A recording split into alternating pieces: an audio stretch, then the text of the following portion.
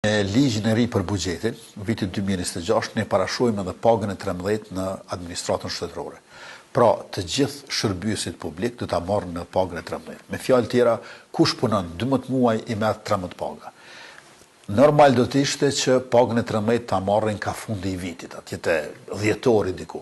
Mirë po, një ndër 5 vendimet e para që do të marr, përveç atyre që përmenda, do të jetë natyrisht edhe paga e 13 në fillim të vitit. Tash kjo varet kur formohet qeveria dhe kur votohet ligji për buxhetin, por sa të bëhen këto, do ta marrin vendimin edhe për pagën e 13 dhe ai do të jetë në fillim të muajit.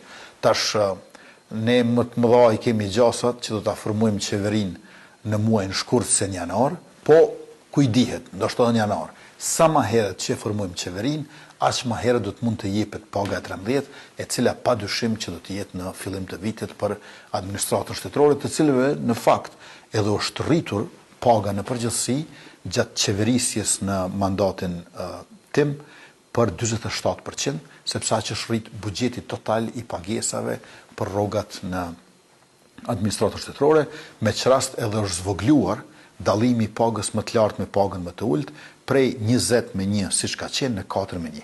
Pra, 47% është rritur paga përgjithsisht në administratën shtetërore të shërbyesit publik dhe të njëjtën kohë 5 fish është zvogluar pabarazia aty.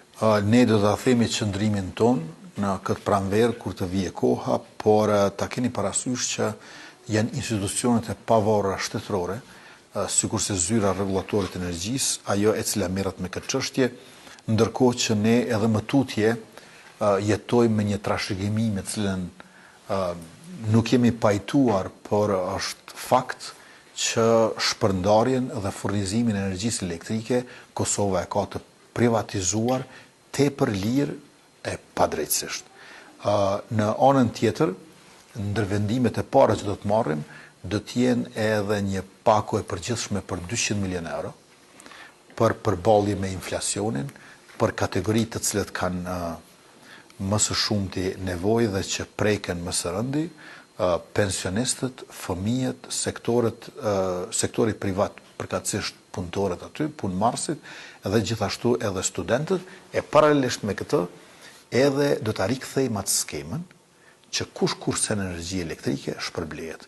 E kemi pasur para 3-4 vjetëve dhe ka qenë shumë e suksesshme. Pra, nëse dikush dëshmon ta zëm që në muajin shkurt të vitit 2026 ka kursyer energji elektrike duke konsumuar më pak kilovator se sa në shkurtin e vitit 2025, menjëherë do të shpërblehet.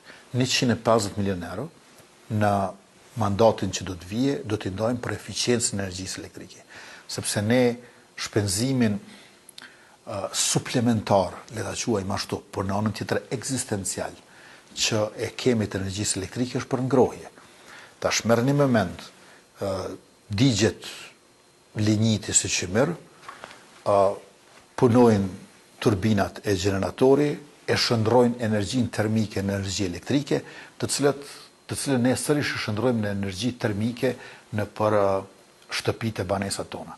Prandaj, kogjenerimi do të jetë një zgjidhje, do ta dyfishojmë kogjenerimin për termocentraleve, do të kemi gjithashtu edhe mundësinë për ngrohje nëpërmjet paneleve solare dhe do ta shohim edhe mundësinë që sa më shpejt të hyjmë në gasifikimin e linjitit, pra në kapacitetet të reja energjetike.